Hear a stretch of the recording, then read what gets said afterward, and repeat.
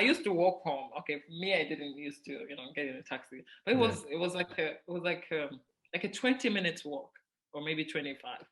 I used to walk home, and I remember I had a dream. I was already fed up of the whole situation around me and the country, and I was like, you know what? I need to run away from this country. I'm sorry, I love my country, but at that moment, that's how I felt. So the only thing that I started saving up for was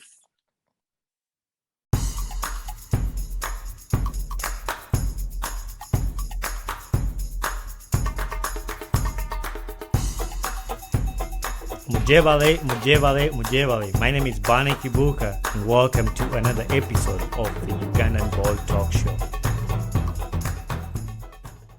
Welcome once again to the Ugandan Ball Talk Show with the Bani Kibuka for a new episode. And in today's episode, I have a special guest, and our guest today is a fashion model, humanitarian, a girl child rights advocate, the Miss Uganda of 2020, and the fourth runner-up Miss World top model. Welcome to the show, Oliver Nakakande. Thank you. Thanks, Bonnie, for having me. I'm super excited to be here. Yeah. How is life? Life is great. It's, post-COVID, we have to deal with, I learned how to deal with, the consequences of COVID-19, but overall, it's great. Yeah, it looks great. You look great. Everything is great. So I believe it when you say it. Where are you doing this recording from?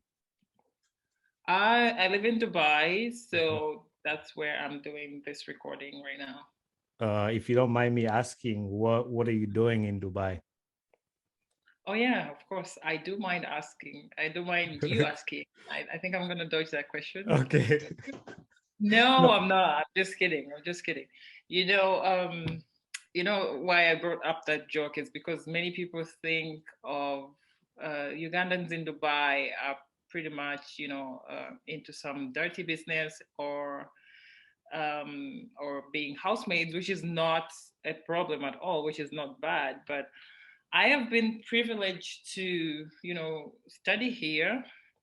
So right now I'm a student at Middlesex University, Dubai.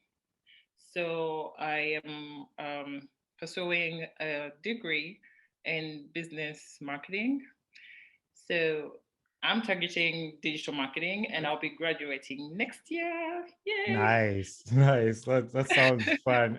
Who will turn down studying in Dubai? I feel like that's one of the things that everybody would love to do. Now, as you've noticed and as you knew before I hosted you, I have a podcast that I host people here to tell stories. I love stories. I love telling stories. And I usually bring people, especially from Uganda, to empower other kids, other youth, people who are in Uganda through sharing their stories. And kids are empowered through listening to stories from their fellow local people, like people who are from Uganda. And that's the whole reason why I started the podcast. And I'm so happy to have you here. Now, going into your story, what's your family background like? Oh my God. Okay, so I grew up in a family of, I should say, 8. Okay. So my mom and dad gave birth to 6 of us. So I'm saying were because we lost my elder sister. So we were 4 girls and 2 boys, and I'm the baby. I'm the baby too, my family. So yeah, so I was brought up by, I let me rephrase this. I came to understand what was going on when I was living with my mom. So my mom was everything that I knew, and I'm saying was because right now she also passed away. May her soul rest in peace. But she brought me up through school, and that is pretty much my family. On top of that, like where did you grow up from? Where were you born? I am from Kawempe. I'm from Kawempe. I was born in Kawempe. Okay. But I grew up in different areas. So I grew up in Mukono with some of my uncles there, and then I was always sometimes in the village. Our village is in Bombo, Mhm. of the Wero Bombo Road. So, but mostly I was in in Kampala, in Kawempe. So Okay. I did my primary school at Kawempe Church of Uganda Primary School, and then I went ahead to that's when I crossed over to Mukono. I did some studies at Hilton High School, Mukono, and then I went and did my senior four at Helm. The school is called Helm Senior Secondary School. It's an Adventist school. And then later on, I went back to Kawempe, but then I enrolled in a school that is on Gayaza Road. That's actually a Muslim school. It's called Faiha High School. Oh, That's where I did my senior six, and that was 2012. that's the same Yes. year I graduated high school, senior six. Really? Oh Mhm. my God. Yeah. Yeah. Actually, from some of the interviews I've listened, you say when people ask you where you born, you mentioned Wakiso district. I am from Wakiso. I grew up, I was born and raised in Wakiso. I went to the schools in actually Wakiso, where the headquarters are for the district in that area. Mm, And I went to school in Chisubi at Entebbe Road. So I went my advanced high school. I went there. So yeah, that's good to know about your high school and your high school life. Now, as little kids in Uganda, we always have dreams growing up. mhm. What was your dream that you wanted when you were growing up? I had a lot of dreams. I had a lot of dreams, and one of my biggest dream was to become a model. Like seriously, I just wanted to. I could see myself, wearing stuff. I could see myself on the runways. I could see myself having a crown, but I wasn't really believing in my dreams. I did a diploma at UMCAT, so Yeah. not until I was at that level, everybody was telling me, "Oh my God, Nakakande, you are so tall and you're so beautiful. You can make a perfect model. Come on, just go ahead and do it." So there was a competition by then. I was like, okay, maybe I'll give it a try. Mhm. So that was like a Kickstarter for like my, opening like my dreams. So starting off like, dreaming and making the dream come to reality. Yeah. So that was pretty much my dream, but I never dreamt of like, oh, I'm gonna be a digital marketer or stuff like that. But yeah. Yeah, it's crazy when we're little, we all have like dreams we want to achieve, and we sing those songs in like nursery school, saying "Jagala Kubera Doctor," like sing songs like that. Hmm. And it's crazy how when we grow up, either we find another journey that we want to embark on, or something else happens. Like you said, you never dreamt of like other things, but you see the glimpse of something that you want to be kind of just coming into your path. So now, growing up in Uganda, and I Hmm. ask most of the people this question that I host, like, what are some of the challenges you faced as a young child growing up in Uganda? I faced a lot of challenges, but I think some of by, by then I didn't recognize them as challenges. Now looking back, I'm like, oh my God, I was actually going through a lot of hell. So, like, like when I look back now, and my family was a very small family, and my mom was the breadwinner. So when I say small, when my mom separated with my dad, she moved in with me, and I moved in with her and my sister. She doesn't move in with us. Anyways, so she really worked so hard. I could tell you that my mom did every job that like makes her money so that we could go through school. But I didn't see that as like, as if she's really, really working hard. Now looking back, I'm like, oh my God, that was actually a challenge because Right. sometimes we could be sent back home for, we don't have school fees. Sometimes we really struggle to get food to eat and stuff like that. But as a child, I was like, oh, maybe this is the normal life, because I wasn't doing a lot of like comparison, because I think the community where I was, everybody was literally living the like kind of life. But looking back, it was a huge challenge. And as I grew a little bit older, when I was 18, I remember before I, got to do my registration for my the UCE, right? Mhm. Yeah. So my mom was telling me, "Oh my God, I don't even know where I'm going to gather all this money," because my school was, I was in one of the best schools around. So she was like, "This is so tough. You have to register for this. You have to do this." So then I was mature enough to see that, okay, she's actually struggling, and this is painful for me to watch. And that's actually what made me want to start working as soon as possible. Right. So I didn't grow up with everything on a silver plate, and I want every girl out there to relate to my story, like, because I know there are so many girls that look up to people like me, and they're like, "Oh my God, she made it." She's like, "No, but we come from the same place, and it's only that we just don't give up on the dream.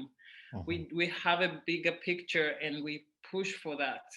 So yeah, I don't know if I've answered your question, but Yeah, that's a, I didn't even want to interrupt you because that was so good. And that's the same thing.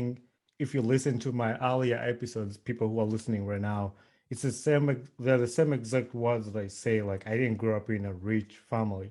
I Mhm. just chased my dream and just kept hoping and believing that one day something is going to happen.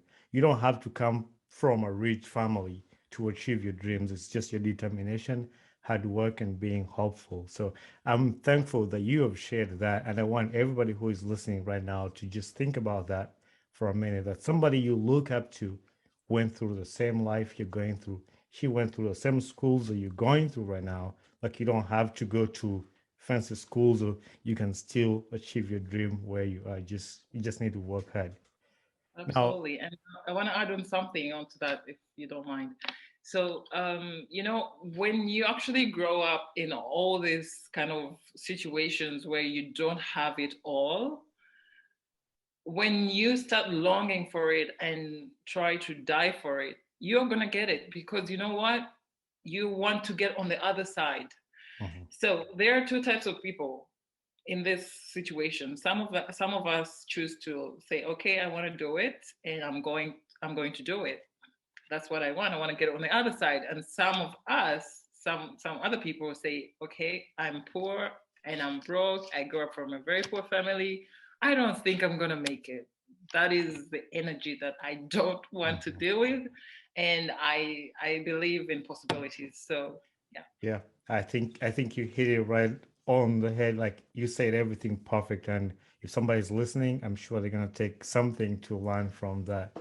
Now, growing up, what were some of your hobbies that you enjoyed doing? My hobbies, I was a very, very big fan of netball. And not just a fan, I was playing netball.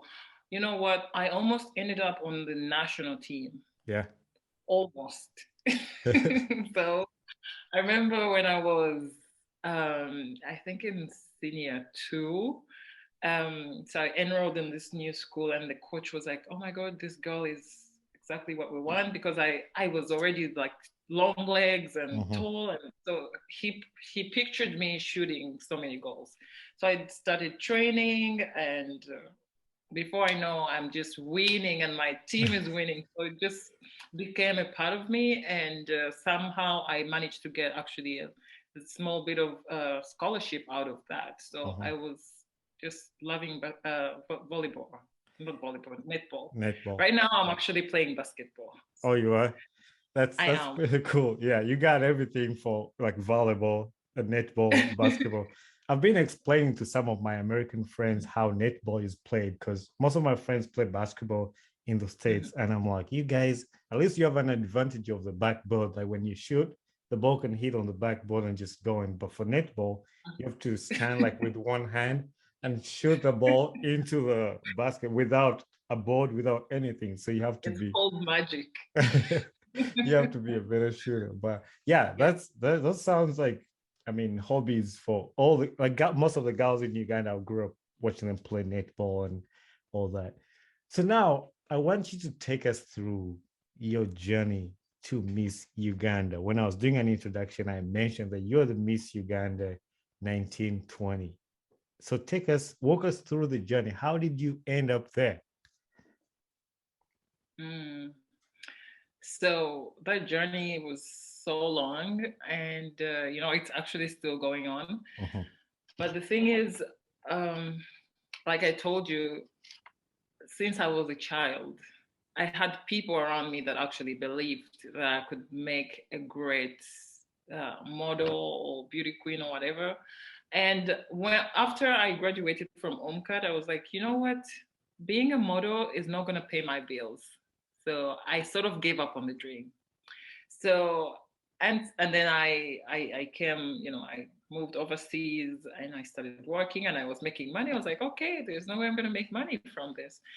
But before I was doing all of that, I always wanted to give back to the community. I was always like, every time I used to go back home, I used to book at least 50 kilos of things that I could collect from my wardrobe, from my house, and I just take them and give them back to the people.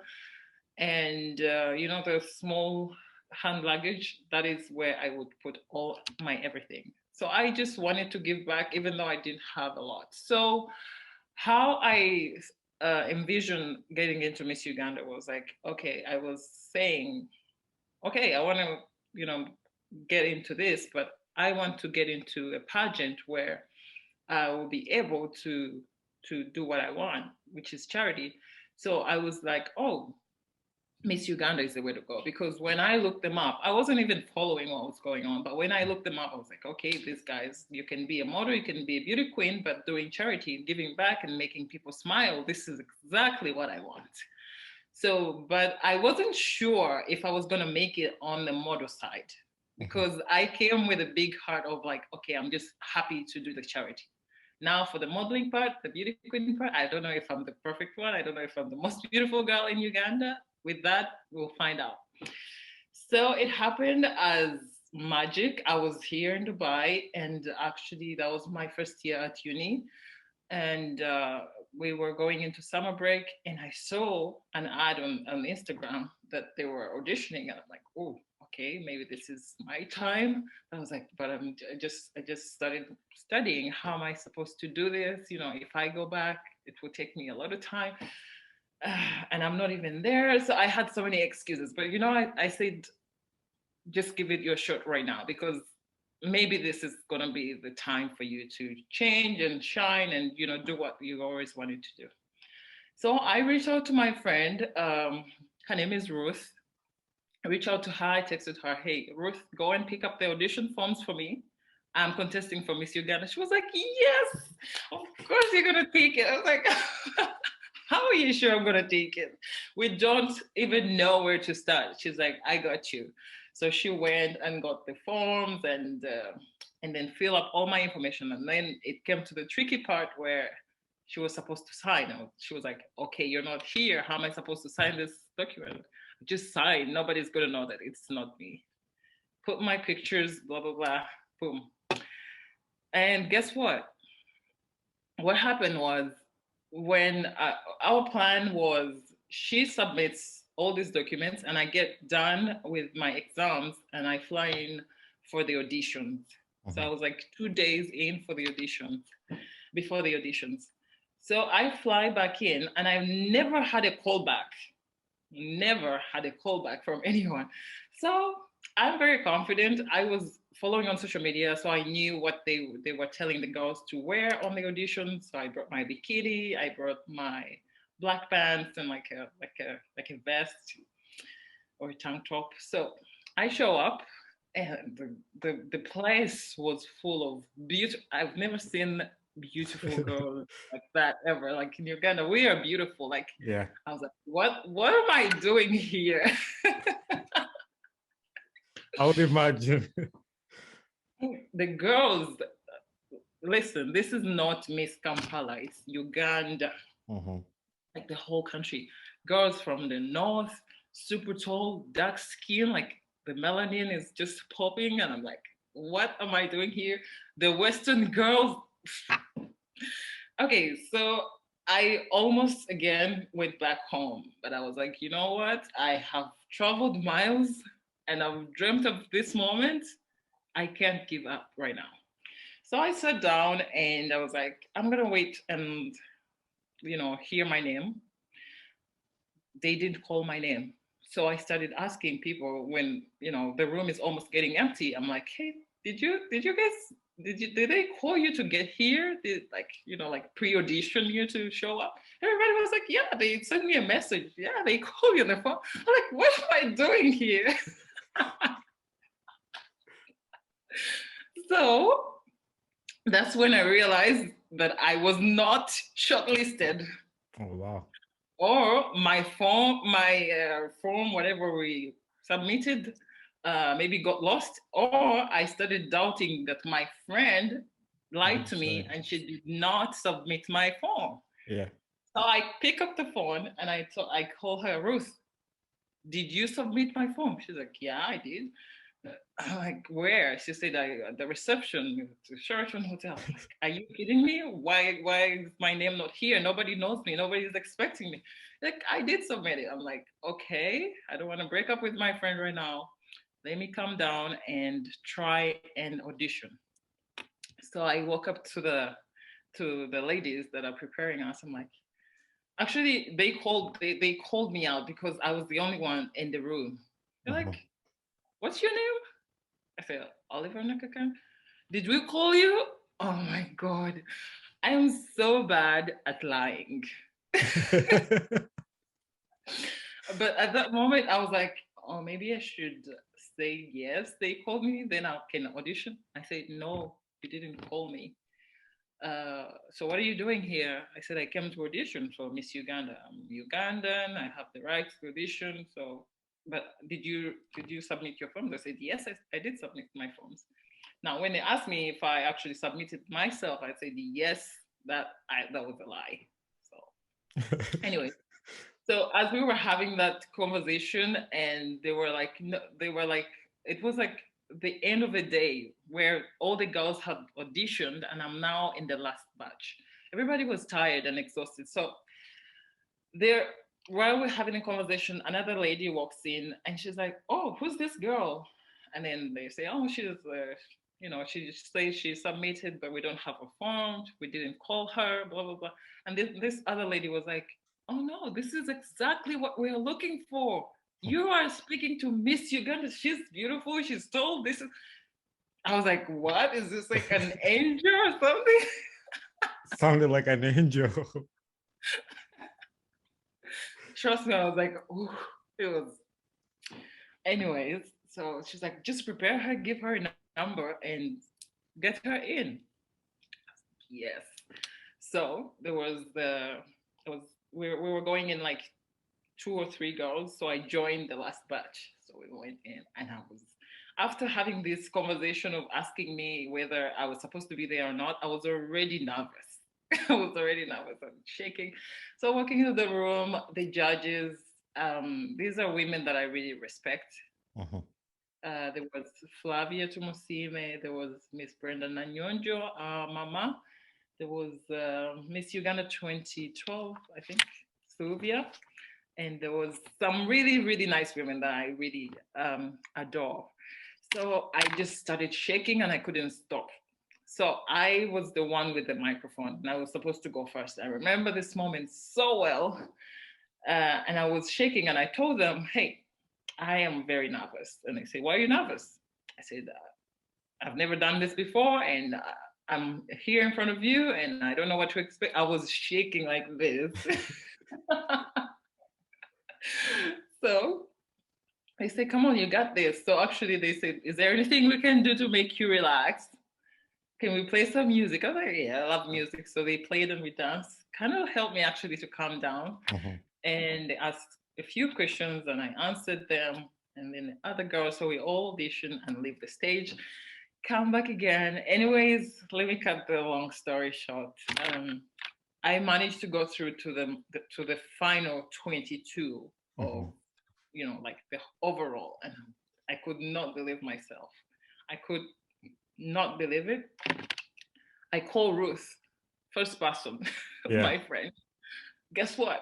I finally auditioned and I made it to the top 22. Oh my God, we were screaming. So I call my parents, I call my family, I call everybody. Everyone was so proud and super excited. So now that was the time where we were supposed to actually get into preparations for the boot camp, which actually takes usually 3 weeks to a month. Mhm. Where they get to know the girls better and do some coaching, of course. Let me ask you a question from that. Did you have to leave school for that, or how did you manage to go through? You said you were beginning university, so how did you deal with school and taking time off for that? It happened while I was just finishing my first year. Okay. So we were heading into summer break. Mm-hmm. So it was like a great time. So I just finished my exams and rushed into the Okay. audition. So I had like 3-4 months at least. Okay. So I was like, Perfect I'm just, timing. having fun. I didn't expect that I was gonna win and then make a decision of staying or going back to school. So I'm gonna get there, but it was not that easy. Anyways, so we get into boot camp. Boot camp is pretty much like dormitory, it's like pseudo, you know.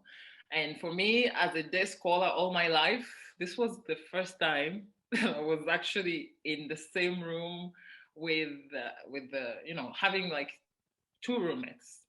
I'm like, oh. But it was very very fun. I made a lot of friends, and I knew that it was a test. Everybody knew that it was a test, so we were being at our best behavior. Mm-hmm. But you can't hide it for like for 3 weeks. So the judges judged, and then we had to choose Miss Congeniality when we were there.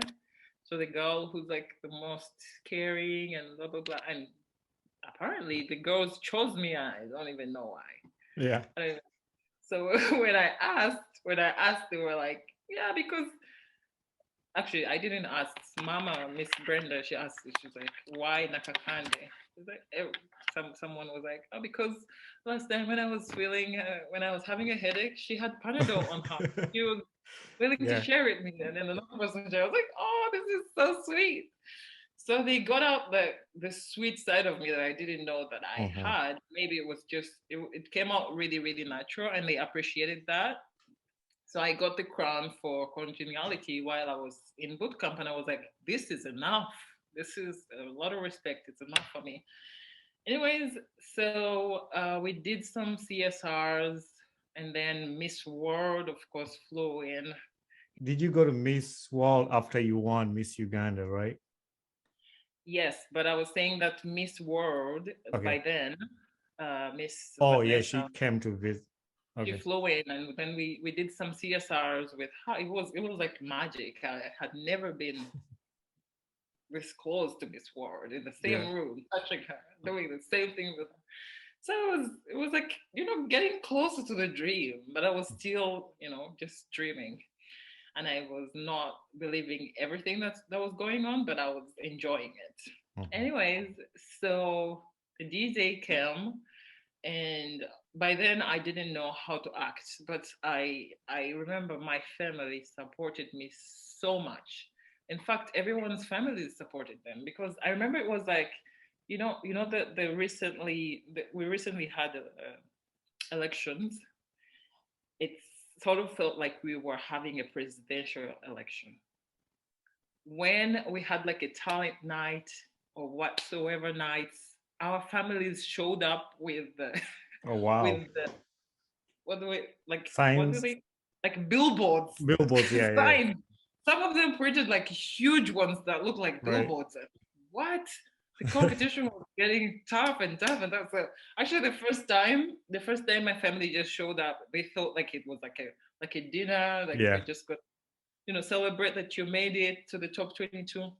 And then these other guys, every time their contestants showed up, they were like, yeah, this is our goal, billboards and whatever. I'm like, what?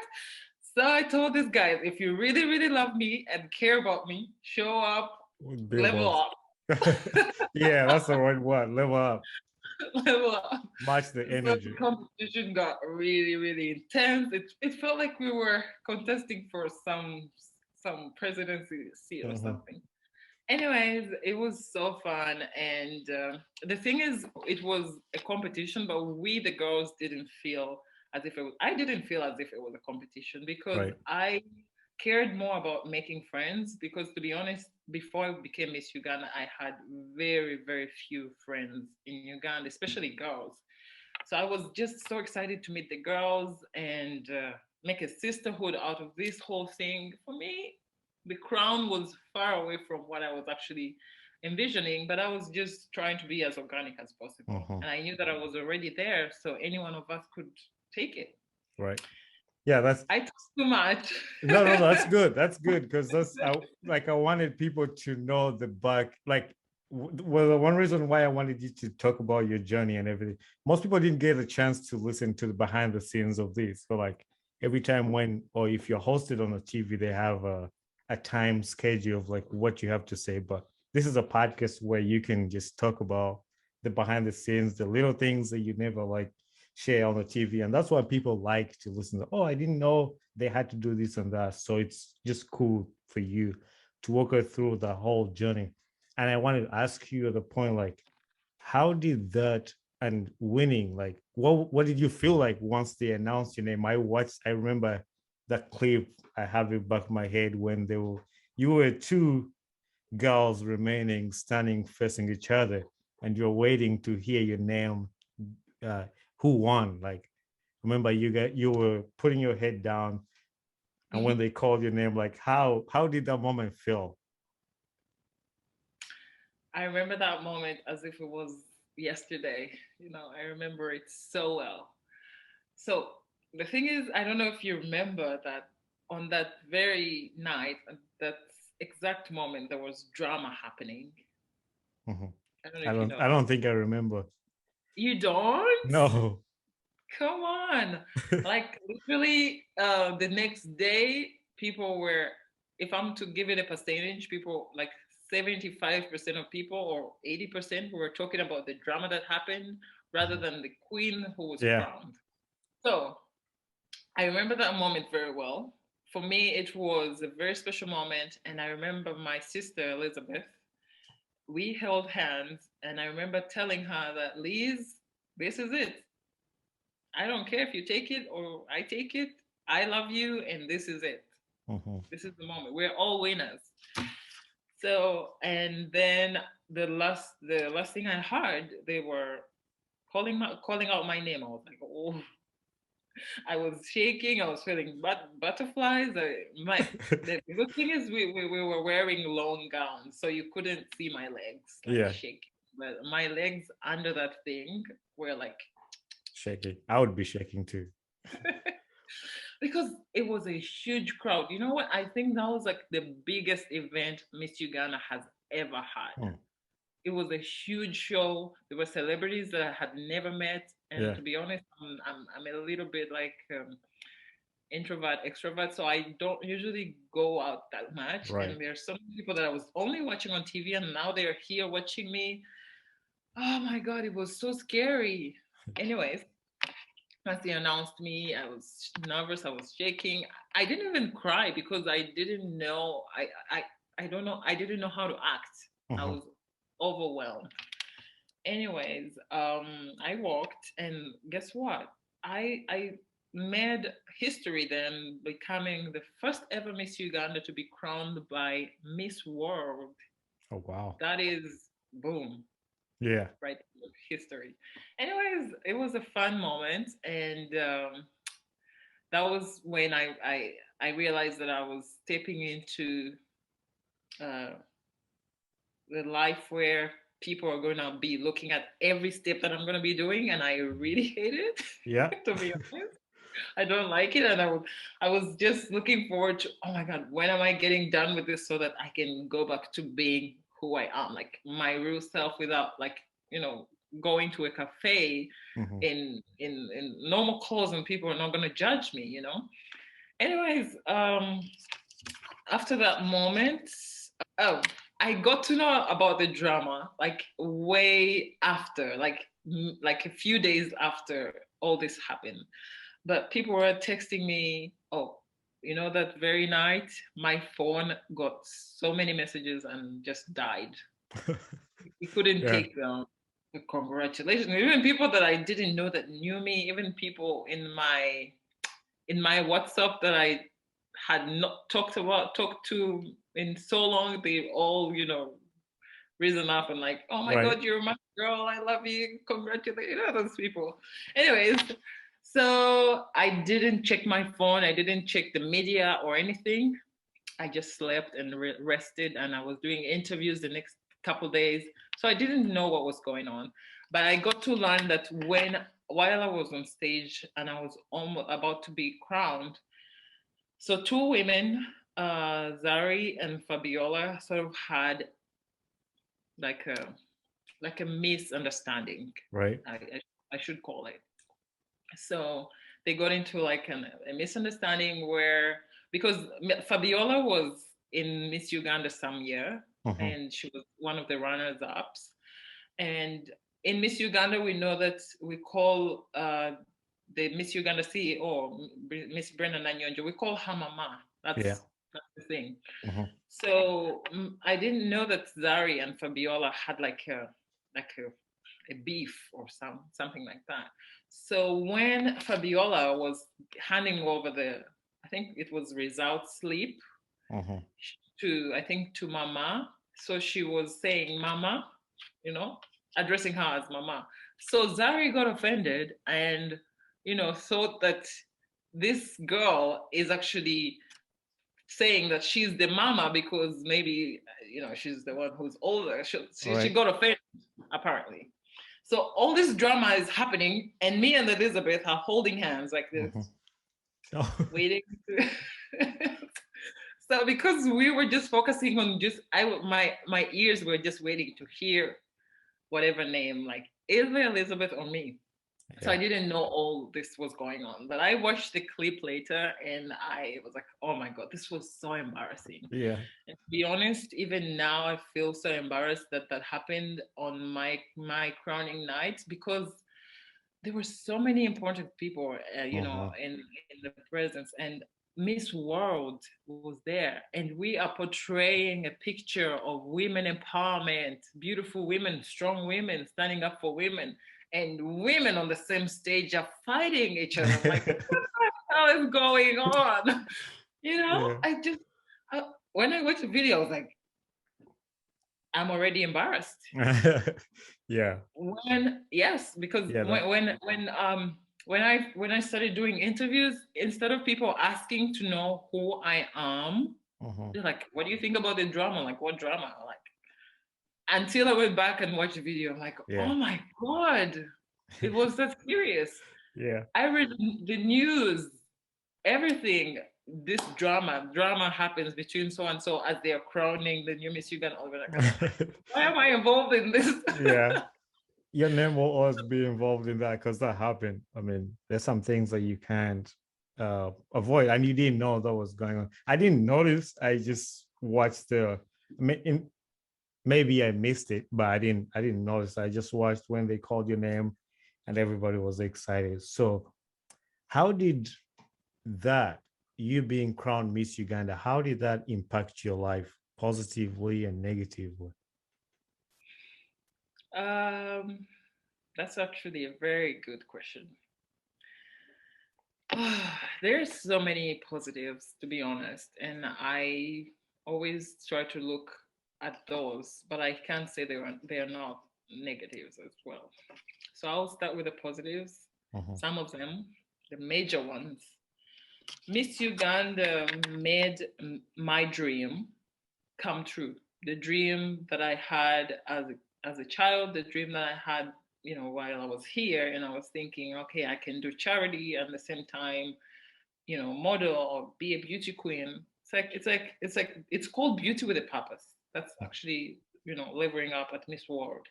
So it's a beautiful girl, beautiful lady, but she's gonna inspire other girls, or she's gonna work on a certain project.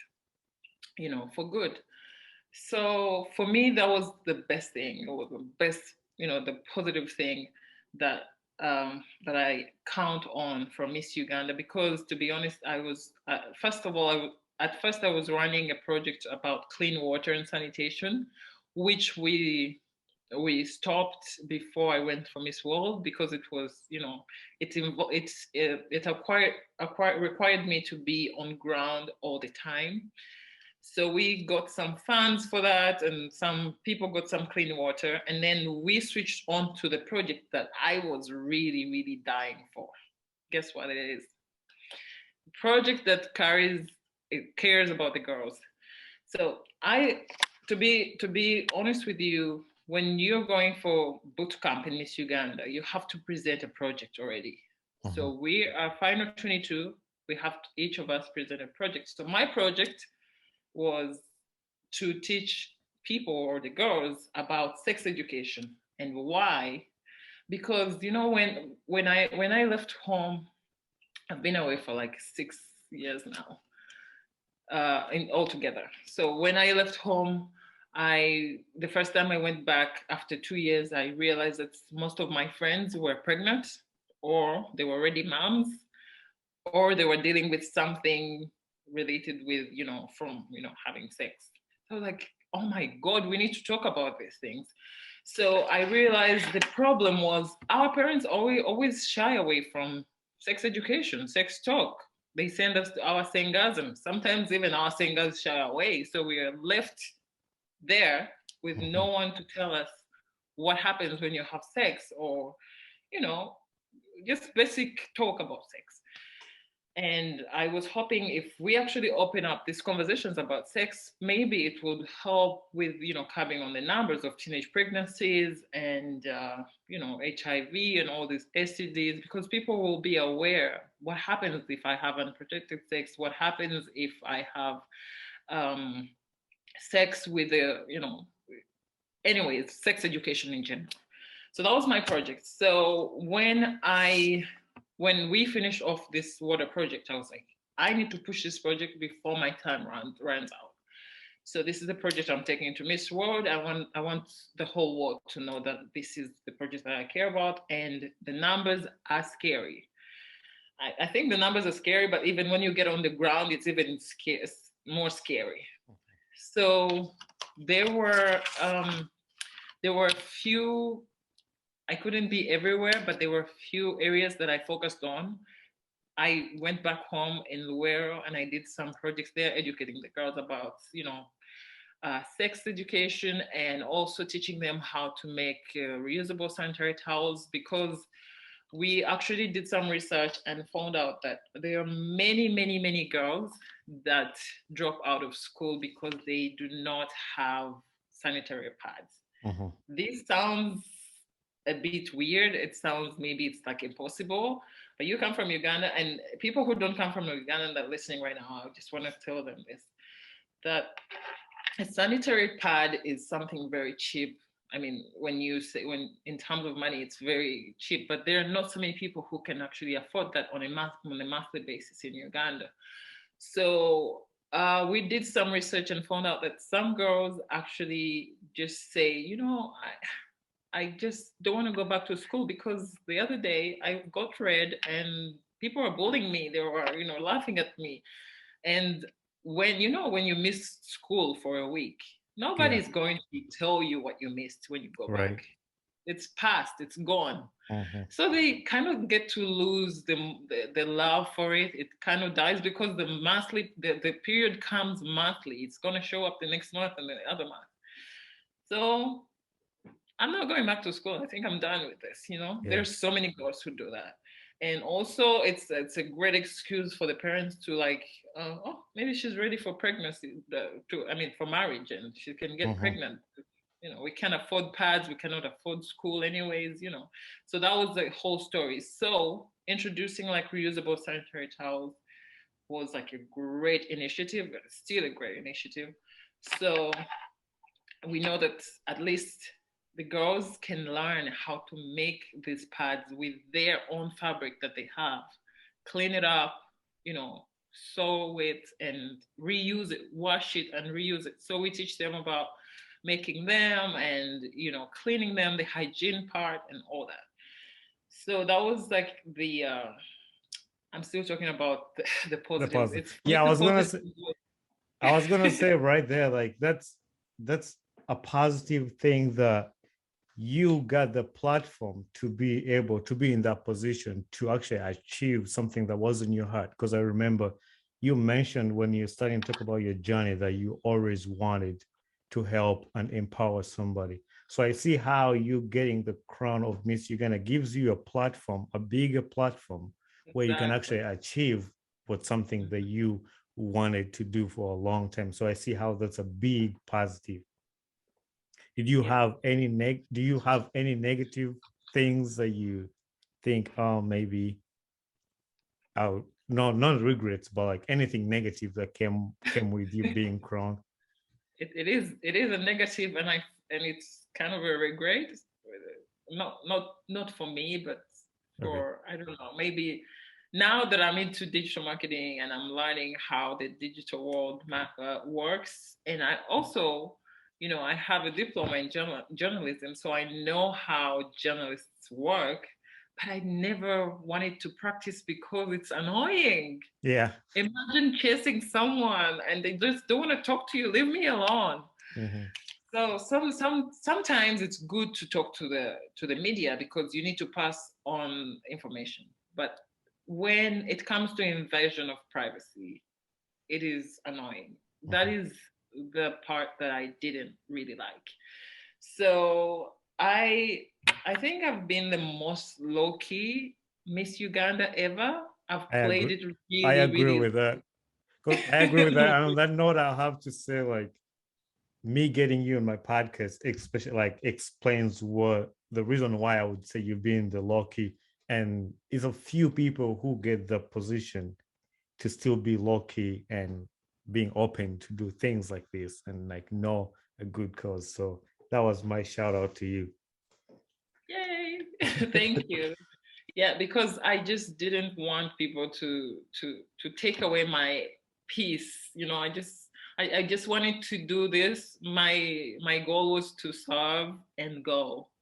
It wasn't to get into my life and take away my peace. And so that was the only negative thing, Okay. honestly, I could think That's of the right now. thing I say. I did, somebody asked me, I did a Q&A on my podcast and somebody asked me the question, would you want to be famous? I said no. And I say no all the time. Like I don't want to be famous. But my reason to saying no is I don't want that to change who I am. I mean, I can control that, like you trying to control that, change who you are. But I feel like when you become famous, there's a way it takes you and keeps you busy. And some people who use it in the wrong way, they become proud. And I don't want to be that person. I want to stay who I am and trying to reach my goal of helping other people. Now that we're talking on the topic of helping and caring for others, I know you're a big advocate, and I said that in your introduction. So we're going to talk about how you have been a girl child right advocate and some of the things. I know you've talked about most of the things you have done and some of the stories, but specifically, I don't know if you remember, there was an interview that you did a while ago. Oh, no, not a while ago. While you were contesting for Miss World, there was an interview that you had with the lady who was from Mexico, and she asked you questions, and you talked about the story of a young girl, Brenda Nanselico. Do you still remember that story? I just wanted you to talk about that story for my listeners to hear, those who didn't get a chance to listen to that interview. Yes, I do remember that story a lot because, like I mentioned earlier, that um, when you get this platform for a year, you sort of like want to give back, and you always want to start with the people that you know. That was me. Mhm. So I wanted to start with the people that I know because I like I said, I knew a lot of friends around me, a lot of um, friends and family, and that's why I decided to take it back to Luero. That's my village. Okay. So while we were there, when I say people that I know, it's not like my family or friends, but Mhm. you know, when you do something from your village, people will like always remember that, oh, she was this and she Right. really came back home. She never forgot about us. But that doesn't mean that I was only focusing there. Anyways, so on one of our on one of the project visits, we visited a home in Luero where this amazing lady keeps not keeps, but she kind of shelters girls that run away from home because they got pregnant and they're young. So that is where I met this bunch of young girls, and I was super sad, and I was like, what am I seeing? What am I looking at? That was the first time, actually, I should be honest with you, that I met a 13-year-old pregnant. I met a 15-year-old pregnant, and I was like, what in the world? How did they even end up pregnant in the first place? So I was just eager to talk to these girls one on one and get to know what exactly happened. So that's when I met Brenda, and she was very shy. So we talked to her and tried to get her story, and she opened up because we had to prove to her that we are. I think we had to prove to her that at least we're here to help. We're not here to judge her. This is actually a thing that actually hurts them the most, because there are so many NGOs. There's everywhere NGOs, and usually people go and take pictures of these guys and they show them on their social medias, and they never take their stories and they never actually help them. So this is one thing actually I talked to with my organization. I said, as I am Miss Uganda, as long as I'm Miss Uganda, I don't want a lot of pictures with these kids or, suffering all over. I know this is like a fundraising thing, but for me, it doesn't make sense. I would rather, do the job and impact the life. At the end of the day, we know that we did good, and, that's what matters. So I promise, Brenda, you're not going to be anywhere in the news. It's just me and you, and we're going to do what we can do to help you. So she kind of believed me and trusted me and gave me her story. So Brenda was living with her mom and dad, and she was like a normal child in the village, going to school. And I remember she told me, actually, that time when she got pregnant, her mom at the same time at home was also very pregnant. So the dad, when the dad knew about the news that Brenda was pregnant, he started blaming the mother that, hey, why would you let the girl get pregnant? So all the blame was on the mom. It was an accident. She's a young girl and she didn't know what she was doing. She regrets it. This is why I was like, we need to teach these people about sex at a very young age, because they are practicing it and we don't know, but they are doing it until they get pregnant or they get some STD, and then we like, oh, we wish we did this. Anyways, so when Brenda got pregnant, she got really scared and she ran away from home. And this is where this lady in this shelter found her and took her in and started asking for help.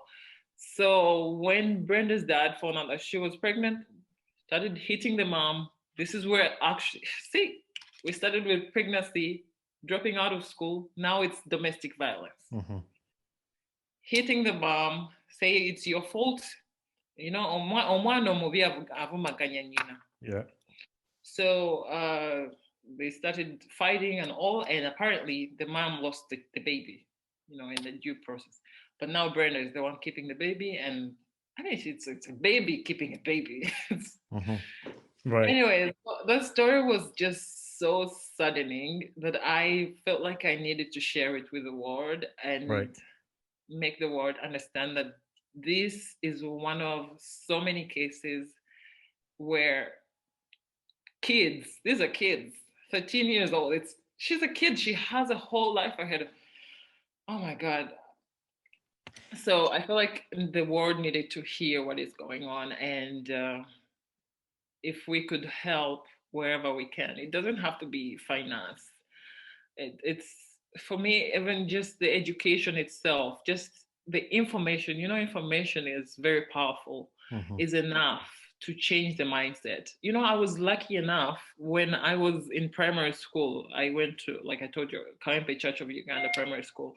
It was in touch. They were working together with Plan International, I think. So these guys used to come to school and give us like mini sex education, but they were like, just pinches. So you had to be really, really smart. I'm like, okay, so that means if I do this, I. But then you realize this is not happening in all schools. You Yeah. have to be really lucky for your school to kind of bring you volunteers and people to talk about sex and health and all these things. So Brenda, unluckily, never got all this information, and boom, young girl, pregnant, mom, domestic violence, the baby is out, and it was a whole mess. It Yeah. was a whole mess. So we had to take care of Brenda and promise to, take her through her pregnancy and eventually take her back to school. So that was like the program. Okay. So Do you yeah. ever have you ever had any update on that, or you know how she's doing now, Yeah, Brenda? she's in school now. She's in Okay. school now and she's a mom. And she's still in this family because now actually this lady, I love what she's doing. It's not an organization. Hmm. It's a home. Right. It's a home where she doesn't make noise about it. She just says, this is what I'm doing and we will need a bit of help. So the girls are kept there very safe. So Brenda and I think there was another girl who was almost, you know, what do they say? Like the same months old Right. pregnancy with Brenda. They're all having babies and they're all back to school. So with the Miss Uganda Foundation and with this lady, managed to take care of that situation because now it's like almost a year and a half later. That's really cool. I get touched with hearing stories like that. I grew up with my brother. We're only two boys, my elder brother. But my dad has a girls' home, and I hosted him on my podcast to talk about. If you ever get a chance, you can go listen to that. But I get touched with stories like that because I don't know what these girls are going through. But whenever I go back to Uganda to visit, I sit down with these girls and I cried. I cried because they called me to speak on their career day, and these girls Mm. were asking me questions, and I'm like, I'm lucky. I had my dad, my mom. They were poor, but I had them to be there. But some of these girls don't have their parents. So for me to see people coming out like you, like God gave you that platform to stand in that place for these girls. And that's the whole reason I also started this podcast to host people like you, that a girl in Uganda is going to tap on this show and listen to this story. My last episode, I hosted a friend who was born with HIV, and she's in a position to help other girls that are going dealing with HIV. And before that, I had another friend who is helping kids from the streets in Naweru.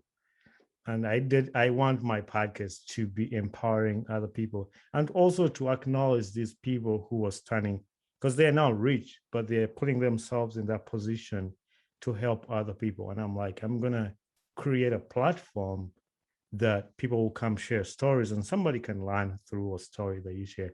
So I want to thank you for being on that platform and just caring about the young girls, that many girls look up to you, and hearing you say this. And the other thing, um, I noticed, I was watching one of the clips and I remember one of the things that touched my heart that you did, you pull your crown on one of the girls at a school that you visited. I looked at that, and for me, I don't know how I felt with it. Like, that girl felt precious. You mind talking about that incident where you put your crown on that girl's head at that school you went to? Yeah, there are actually many instances where that happened, and I actually made a proposal that where we could actually come with like mini crowns because these girls treasure us so much. So actually one time I think that's the picture you're talking about, and we hugged. Yeah. Mhm. So this girl, we visited their school, and I remember walking into this classroom full of boys and girls, and they were like, "Oh my God, we've been waiting for you." They were screaming, they were so joyful. And there was this one girl, she was so ready for me. she was wearing a jumper on top of her uniform. Yeah, that's the girl who was wearing a Saying jumper. Was Queen. Queen. Yeah. I'm like, what? She's dreaming it. She wants it. I could see her crying before I even touched her. I'm like, oh my God, this girl is literally, this is her dream. And for me to, I cannot give her much, but at least I can show her that it's possible. This crown can be worn by her. It's yours. Take it. So that's why actually that was the point. That was the point. I was telling Mama that Mama, we need to come up with crowns when we see some girls that are really dying for this. All the girls deserve a crown because they're all going through some kind of, Yeah. being a girl is not easy itself. This girl was just special, and we just had to do that. Yeah, that's the thing that you just mentioned there. When I hosted this girl, Akuru Ruth, who was born with HIV, she didn't do anything to deserve that. But I asked her a question like I asked you, what are the challenges you faced growing up in Uganda? And I made a point that I said, why do I even ask girls a question? Because growing up in Uganda as a girl is a challenge itself. Like that's a challenge, like. Exactly.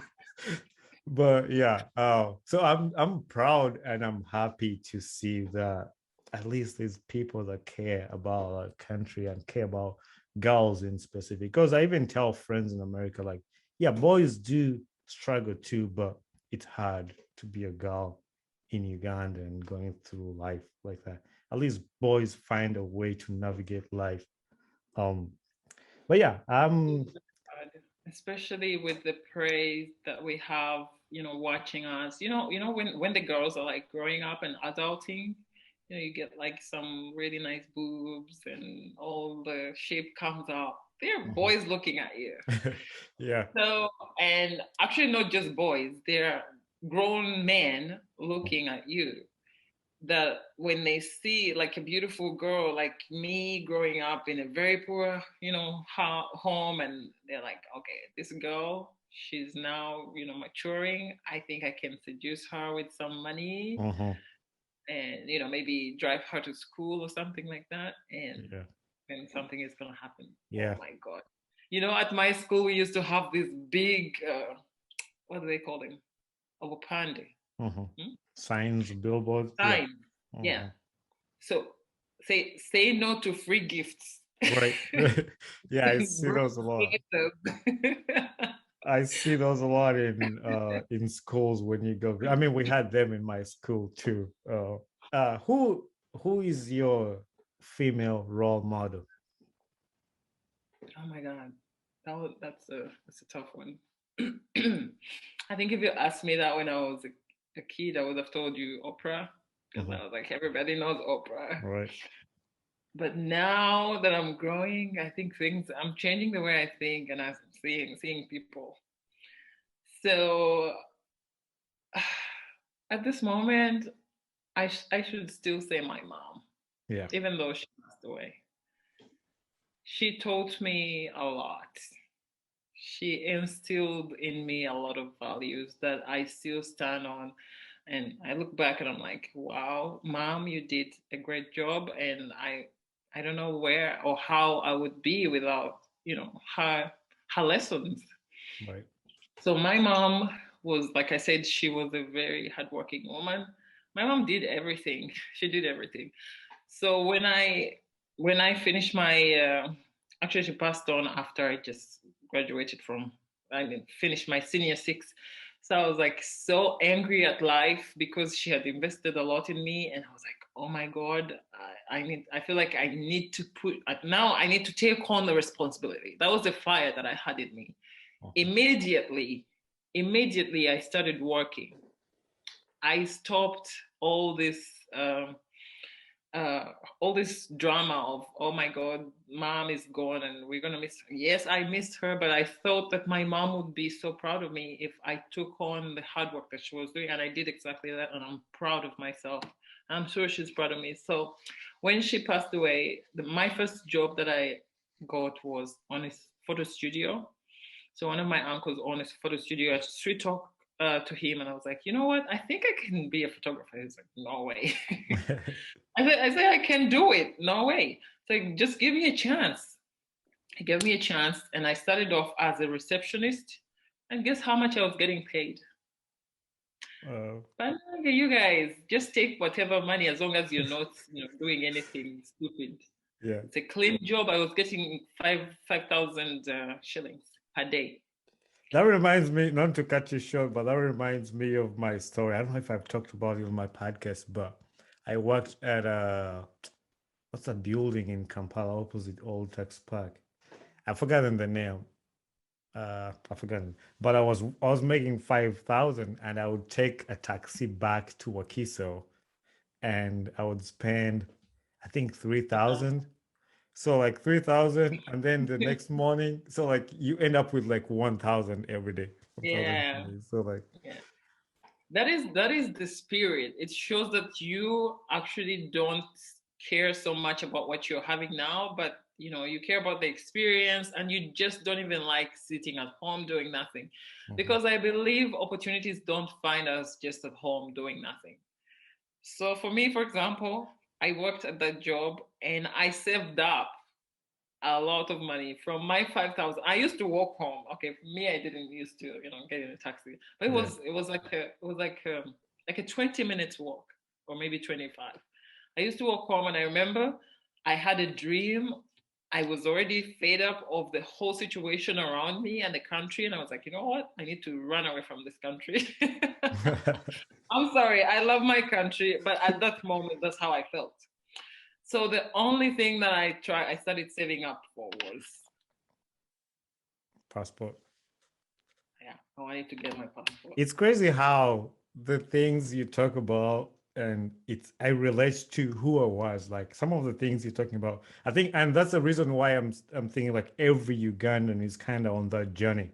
And these are the things like when you talk about it, people will know, those who are not there yet. Because when I finished from 6, I got the job I got to get 5,000 every day, and I was cutting CDs and going to Wakiso. But I knew I wanted a passport. I wanted a driver's license just to have. So I was saving up for that, and it was not until an opportunity just showed up. Like I made a episode specifically of how I ended up in the States, but my dream was to become a pilot or aircraft mechanic to work with airplanes. And long story short, this is not my episode. I was just sharing a little bit, but I'm right gonna now, host. right now I work as an airplane mechanic at airlines in Michigan, Oh and wow, it's a dream that I had ever since I was like 12 years old, and that's the whole that's purpose. amazing. Like I got to this place, and I want to empower other kids who are on that journey. So you talking about having a passport? I tell my cousins like, hey, you need to get a passport, even if you don't have anywhere you're going. Just have a passport. An Yeah, but opportunity wait, is wait. just. Let me cut you short. Don't tell me that you didn't share that story yet. I did. Oh, you did. Is it on one of the podcasts? Yeah, it's one of the episodes, the first ones, I think. Yeah, how I came to America, something like that. I think there's actually like 2 of them that I talk about my story on how. Yeah, there's one you'll find it on YouTube, or one of the first ones. You will see it. I talk about the whole story and my journey in the States and how I got through where I am right now. I just detailed that. I just wanted people to go and hear, listen to that, and maybe somebody will get encouraged. But we are almost coming to the close of this one. I know I've taken a lot of your time, but I wanted to ask you a few like more questions, like 3. I noticed you are a world traveler, and you've traveled almost all over the world. But what are some of your favorite places that you've been to where you say, oh my God, this place was awesome? Besides Uganda. Oh yeah, Uganda is awesome.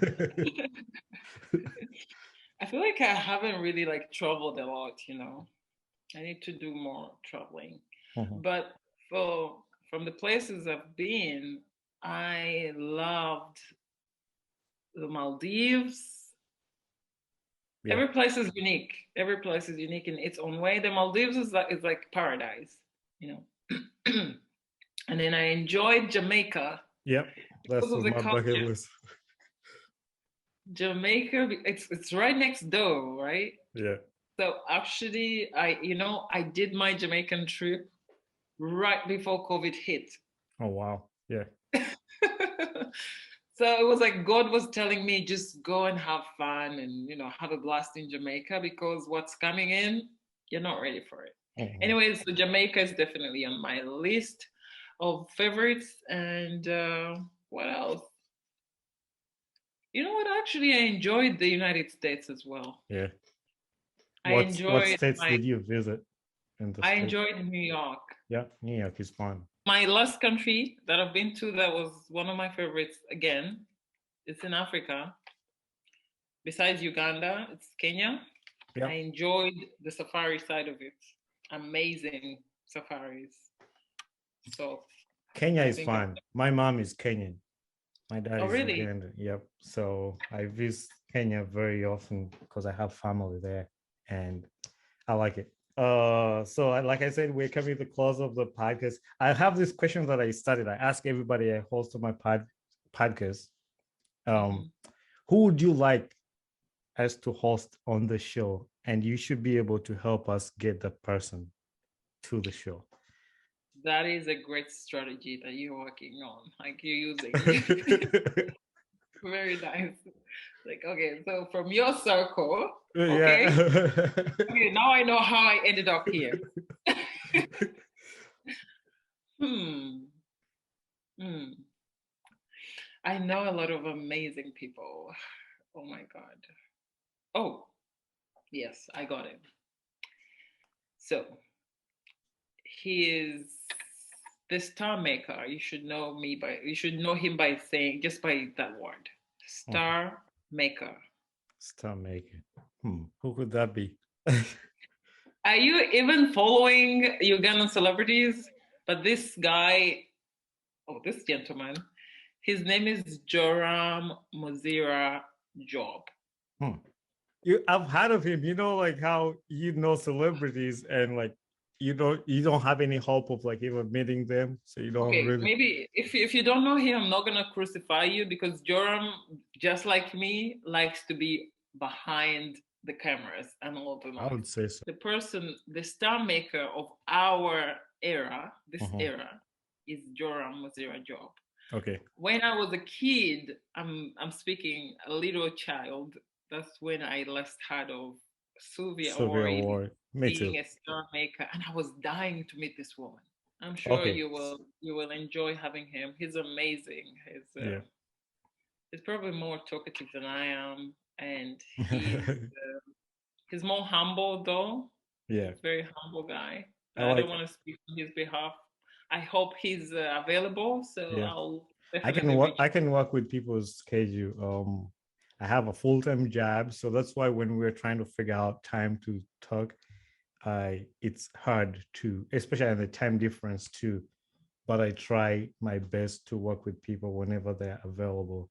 And actually, I appreciate you for scheduling this time. My final question that I'm going to ask you Mm. is, what gets you excited about life? Oh, That's my okay. signature question. I ask everybody I host. That's the last question I ask them. Life, just being alive, Yeah. excites me. That's a whole idea. Like life. I mean, the word life is Right. just life. If Yeah. you hear life, you're alive. Yeah. Now that I thought about it, like if you didn't have life, you wouldn't be excited. Like you have to have Exactly. it to be excited.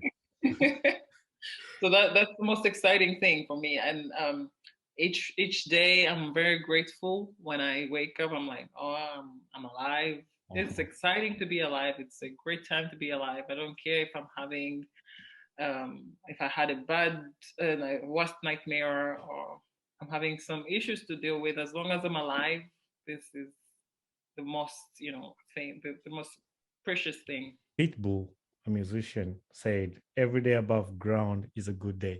So whenever you're above ground, that's a good day. So I really Absolutely. understand when you say that. Now, I missed this question, but I'm going to ask you: is there any message you want to send out to a young girl in Uganda or in the world looking up to you? What would you want to say to the child? If there is any younger girls looking up to me, I'm sure they are. Don't stop looking, because I'm not going to give up on my dreams or myself. But don't try to copy what I'm doing or try to be me or try to be like me. There's a huge difference there. So, one thing I really want to tell you girls out there is, just like I've shared my story, I really, really come or came from trash. I'm not even afraid to say that. But you can always dream, and you have to always believe in your dreams. I'm not even saying that you have to always be positive and stuff, because we're humans. Sometimes we give up on our positivity and we're like, oh, I don't think I'm going to make it. It's okay. It's fine to think all that. But at the end of the day, let this positive mindset come back to you. And, you as women, we have that. As girls, as women, we have the power of getting back up and, getting things done. We have that. It's natural. Now it's up to you to sit on it and say, okay, I don't think it's mine is natural. I don't think it's gonna come. It is there. You have to make it, you have to just project it out. We have that superpower as women. So it's just a matter of time of when you actually realize that, okay, now is the time for me to flourish and I'm never turning back. Boom. Once you have that, you're never going to turn back. Trust me. But I want to say this. I don't want to sound like a motivational speaker and make you feel like you're going to get it without having to hit any mountains or, hills. Sometimes, even when you feel like things are working out for you, like even when I became Miss Uganda and I was working with many girls and I was, reaching, feel like my dream is being achieved, still you find there are some things that you blame yourself for, or maybe people point out and you feel hard. You're like, oh, maybe I would have done better. It's normal. It's called being human, but that doesn't mean that you should stop chasing your dreams and believing that you can do better. And also, once you achieve something, upload yourself, girls, because once you upload yourself, it means that you are actually appreciating the growth, and it's going to push you even more to grow more and more. I don't know, I talk too much, but I think Yeah. I No, shared something. I like when you talk. I don't even want to say anything because like every word you say, it's gonna be important to somebody, and I don't want to interrupt anything you say. I wasn't even gonna say anything. I was gonna say mic drop and just thank you for being Boom. on the show. Before I mic drop, I want to say this to especially the girls in Uganda. Please try as much as you can to stay in school. There is the saying, I'm going to say it in Luganda, nti obutasoma buluma okuze. This thing is true. Once you mature and you grow up, you realize that it's true. So if you have a chance to go to school, if your parents can still afford to take you through school, please get those papers. Go and study. Don't go around with boys. The boys, they will come chasing you later on when you have your degrees and PhDs and all. And listen, you will. I'm not going to say you won't need them, but at least you will have secured your education, right? So education first, then everything else follows. That's it. Nice mic drop. Yeah. Boom. So I want to thank you for sacrificing this a lot of your time to be on my podcast. I'm very You're excited. so Ever since you accepted my request, I've just been excited. I was like, oh, man, I'm gonna speak to the Miss Uganda, and I was telling everybody, all my friends, and when I posted on my social medias when I'm gonna host you, everybody was excited. All my female friends back in Uganda were like, oh yeah, yeah, we can't wait, and I want to thank you for this opportunity to sit down with me and just have a conversation about your life, your Miss Uganda journey, and everything you've said. And I'm sure what you said here today is going to be impacting a child somewhere around the world. I hope so. And thank you so much for having me. You said when you invited me, you were super excited. I was over the moon as well because um, like I said, I watched a few podcasts on this, and I'm like, okay, this guy is doing amazing, and it's a great pleasure for me to be a part. So thank you so much for having me. Hey there, I am Bonnie Kibuka, the host of the Ugandan Boy Talk Show. Thanks for watching my video, and don't forget to hit subscribe and share with a friend. Tune in every Saturday at 9 a.m. Eastern Time for a new episode about my podcast. And for more information about this podcast, follow me on my Instagram page, talk_show_256.